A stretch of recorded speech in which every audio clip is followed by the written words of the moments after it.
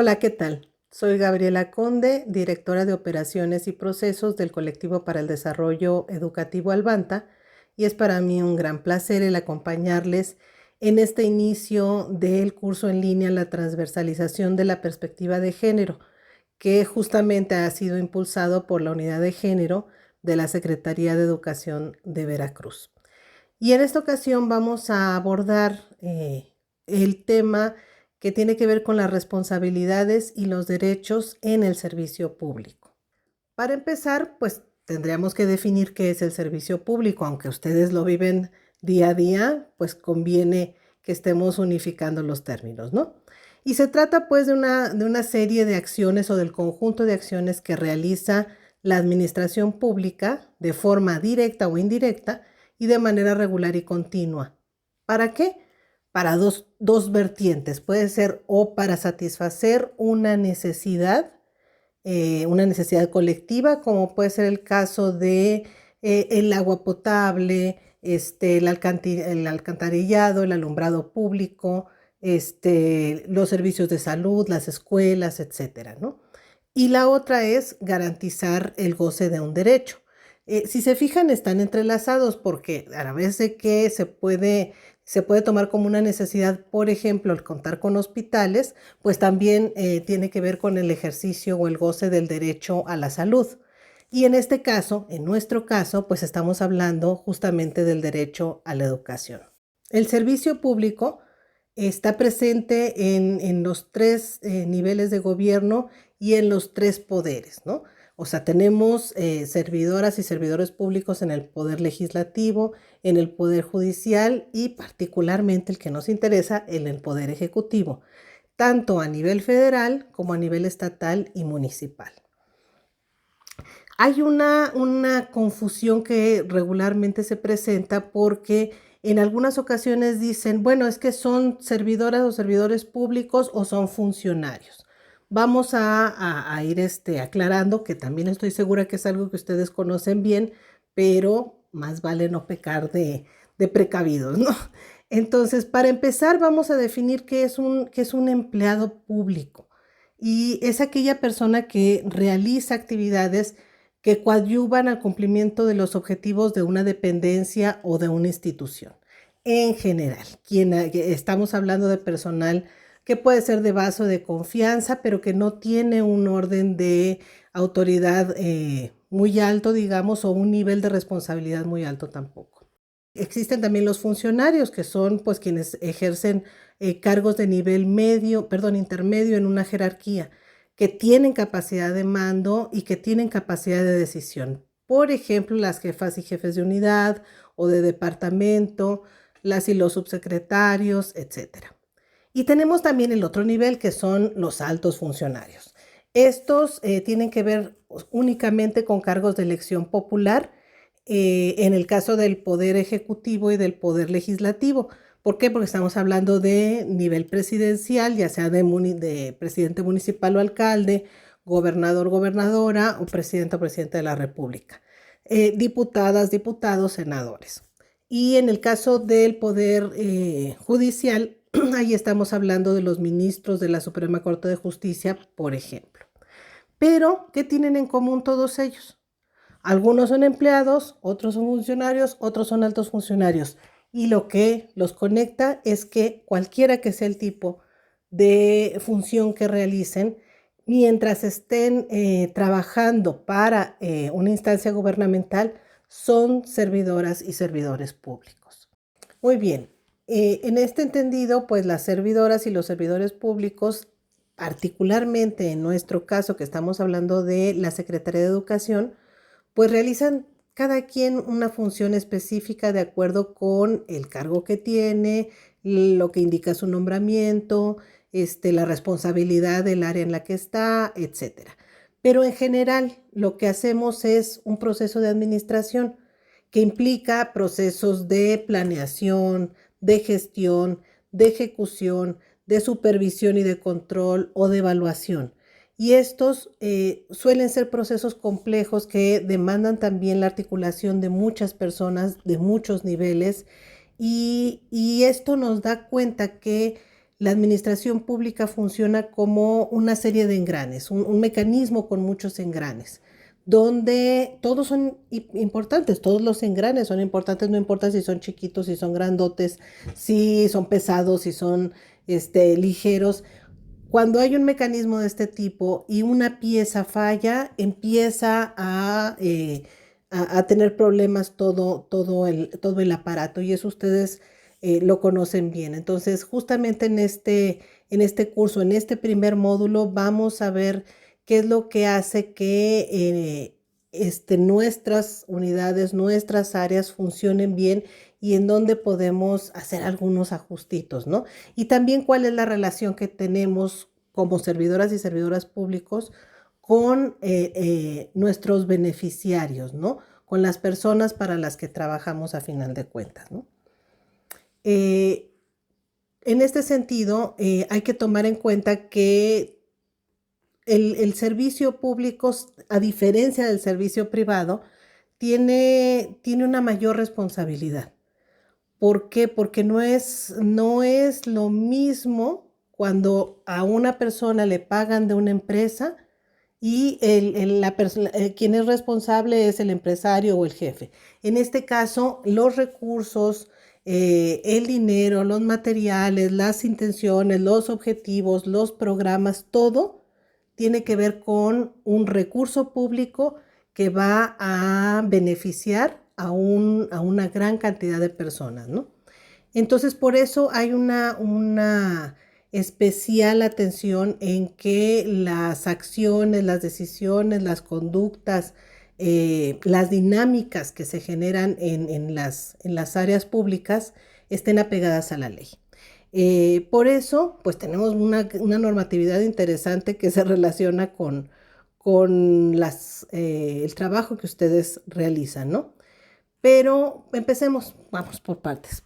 Vamos a partir de los principios y las directrices que orientan el trabajo de las y los servidores públicos.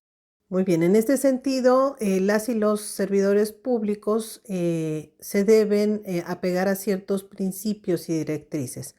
Entre los principios que destacan las distintas leyes en la materia, se encuentra la disciplina, la legalidad, la objetividad, el profesionalismo, la honradez, la lealtad, la imparcialidad, la integralidad, la rendición de cuentas, la eficacia y la eficiencia.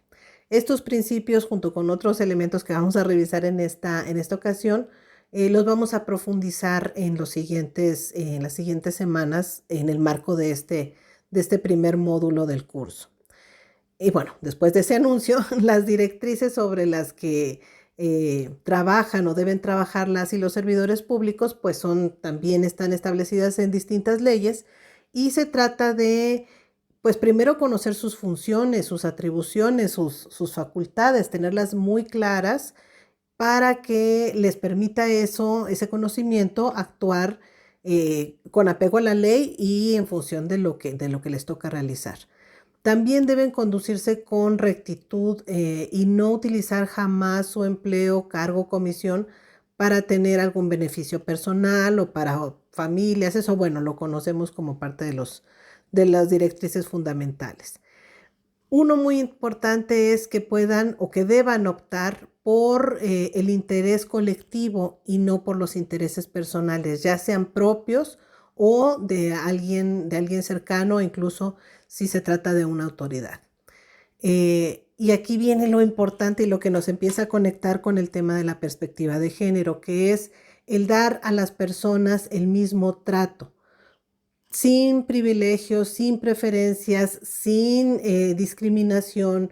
Y en este caso, aunque esta directriz tiene que ver con el tema de las influencias o de ciertas actitudes que favorezcan a determinada persona, también se relaciona con el derecho que tenemos a la igualdad, al respeto y a la igualdad, y a trabajar y convivir y relacionarnos en condiciones de equidad.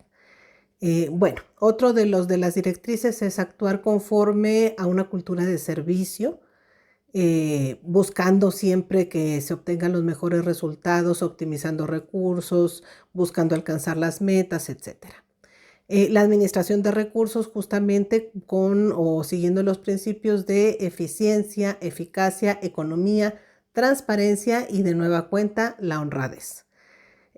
También es importante promover, respetar y proteger y garantizar los derechos humanos establecidos en la Constitución. Este es otro tema que vamos a abordar en las siguientes semanas. Y mantener una voluntad absoluta de servicio a la sociedad. O sea, una vez que uno asume un cargo o una responsabilidad pública, asume también justamente esta vocación, este interés de apoyar a la gente, de realizar su trabajo, de que el derecho relacionado con el área en el que trabajamos pueda ser garantizado, en este caso, el derecho a la educación. Y fíjense qué importante es, porque este derecho a la educación no nada más está dirigido a las niñas y los niños, sino a toda la población. ¿Por qué? Porque se cubre desde la educación inicial hasta la educación para las personas adultas. Entonces tenemos una gama muy amplia de la población a la que se atiende desde las secretarías de educación.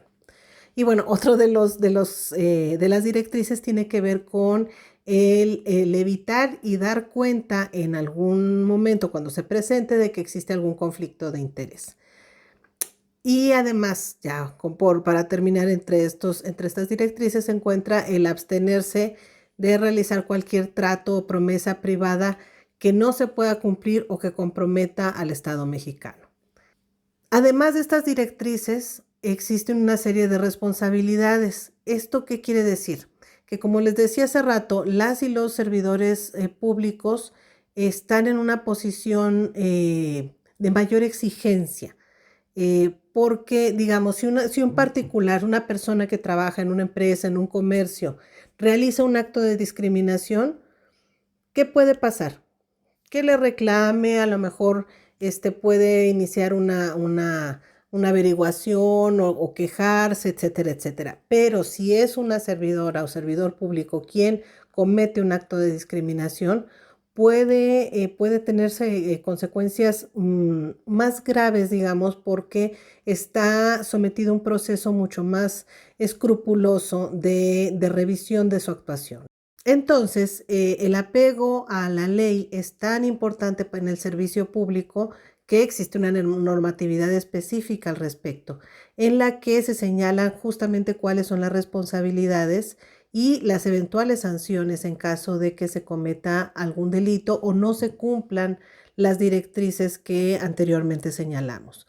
Y bueno, ahí en esa no nos vamos a profundizar ahorita, pero se establecen dos tipos de faltas: las faltas administrativas no graves o las faltas graves, ¿no? Y a las no graves, por ejemplo, les corresponden ciertas sanciones que pueden ser amonestaciones privadas o públicas o la privación del derecho de ascenso. Cuando se trata de faltas administrativas graves, pues las sanciones van desde las inhabilitación temporal, la inhabilitación definitiva, o cuando se trata de funcionarios de alto rango, pues puede intervenir incluso un juicio político. Ahora bien, no todos son obligaciones y no todos son responsabilidades. También las y los servidores públicos tienen derecho. Para empezar, como todo trabajador, ¿no? De hecho, la Ley Federal del Trabajo, ustedes saben que tiene un apartado específico para las personas que laboran para los gobiernos federales, estatales y municipales, ¿no? Y cada nivel también tiene sus normativas al respecto. Entonces, tenemos que hablar de derechos fundamentales en términos de trabajo, ¿no? Trabajar las jornadas legales, digamos, diurnas o nocturnas, tener días de descanso, trabajar en condiciones seguras y salubres, percibir un salario y prestaciones de ley, recibir un trato igualitario. Este es otro de los elementos que nos conecta con el tema de la perspectiva de género, porque no nada más se trata de ser hombre o mujer, sino también hay otras condiciones que hacen que no se mantenga o no se respete el derecho a la igualdad. Y bueno, contar con servicios de atención médica y hospitalaria, organizarse en defensa de sus derechos, por ejemplo, a través de los sindicatos, ¿no? Y entonces, bueno, todo esto que de lo que hemos estado hablando ahorita, pues se relaciona con la normatividad nacional y también con la normatividad estatal. Entre las leyes nacionales podemos destacar, por supuesto, la Constitución Política de los Estados Unidos Mexicanos, la Ley General de Educación, la Ley Federal del Trabajo, en el apartado B, la Ley Federal de los Trabajadores al Servicio del Estado, la Ley Federal de Responsabilidades de los Servidores Públicos, la Ley Federal de Responsabilidades de los Servidores Públicos y el Código Penal Federal. En este último que he mencionado, me parece que es muy importante que si no lo han hecho, lo revisen porque justamente aquí vienen las sanciones específicas y en muchos artículos dice, a ver, si tal delito lo comete un servidor público, entonces la sanción va a ser tal y tal y tal, ¿no? Y es en el sentido de lo que estábamos hablando. En el caso de la normatividad estatal, pues ustedes la conocen, la conocerán mejor que yo. Tenemos la Constitución Política del Estado de Veracruz, la Ley de Educación del Estado de Veracruz, la Ley de Responsabilidades Administrativas también del Estado, la Ley de Responsabilidades de los Servidores Públicos del Estado, la Ley Estatal del Servicio Civil y el Reglamento Interior de la Secretaría de Educación de Veracruz, entre otros. Muy bien, hasta aquí esta revisión que hemos hecho de lo que es el servicio público. Ahora quisiera que nos adentráramos en un ejemplo de las cosas a las que se enfrentan como servidoras y servidores públicos, que es ciertos estereotipos que se convierten en prejuicios. Por ejemplo, vamos a hacer un ejercicio. Cuando escuchan la palabra burocracia, 3 ideas que se les vengan a la mente. ¿Cuáles son? A mí se me ocurre, por ejemplo, filas, trámites, papeleo, no se puede, lentitud, a lo mejor coyotes, a lo mejor corrupción, y sumemos a esas las que se les ocurrieron a ustedes.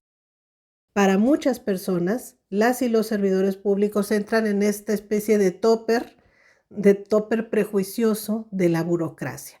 Aunque realicen su trabajo de forma distinta, aunque se apeguen a la norma, aunque esa voluntad de servicio esté presente, se corta con la misma tijera. Cuando estos prejuicios se instalan, es muy difícil, muy, muy difícil desactivarlos. Y curiosamente suele suceder que se dan de los dos lados, porque si nos hacemos este mismo ejercicio y hablamos del público en general o las personas a las que atendemos, pensemos en una oficina, por ejemplo, de recaudación, ¿no? ¿Qué va a pasar con la imagen que tenemos del público en general? Bueno, ustedes se dan cuenta que hay gente que va ya enojada, ya con una predisposición a pelear desde que está en la fila o desde que entra a las oficinas. También hay prisa, también hay falta en los papeles, desorden, documentación incompleta, no leen o no siguen las instrucciones y etcétera, etcétera, etcétera. Entonces, la relación entre el servidor público o la servidora pública y las beneficiarias a veces no se logra porque está esta barrera, está esta separación, cuando debería ser un asunto muy dinámico de dar un servicio y recibir el servicio y todo que sea en condiciones de calidad y todo que sea en condiciones de respeto, a veces no sucede. Entonces, una de las intenciones de este curso es justamente romper con esas barreras, romper con los prejuicios, que ahorita estoy mencionando uno, perdón, pero seguramente ustedes conocen más.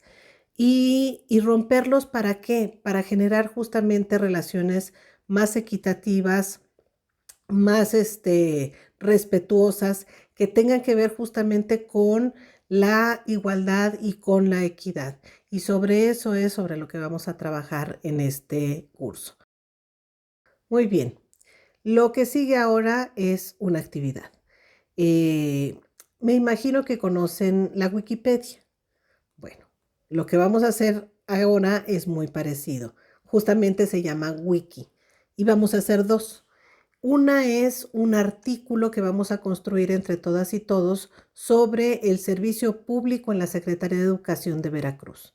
Les hemos sugerido un índice que pueden modificar, que pueden ampliar, que pueden enriquecer. Y la idea es que empiecen a aportar ideas para desarrollar cada uno de esos puntos. Si hay algún apartado que ustedes consideren que ya queda suficiente, ya no le mueven. No es necesario que todas y todos escriban, pero sí es necesario que todas y todos lo lean. La otra wiki que vamos a hacer es un glosario de términos. También viene un primer lance, digamos, de un listado de términos que se relacionan con las actividades, con las obligaciones, con las funciones, con los derechos que tienen en tanto servidoras y servidores públicos, pero es de ustedes, entonces también vayan ajustando, vayan metiendo, vayan sugiriendo nuevos términos. Tenemos una semana para realizar esa actividad. El próximo lunes ustedes pueden ingresar y van a tener otra cápsula, otro video como este y las indicaciones para las siguientes actividades. Ha sido un placer para mí, como les decía, acompañarles en este inicio del curso y estamos a su disposición para cualquier duda o aclaración en el correo que viene en la plataforma y nos vemos la próxima semana. Muchas gracias.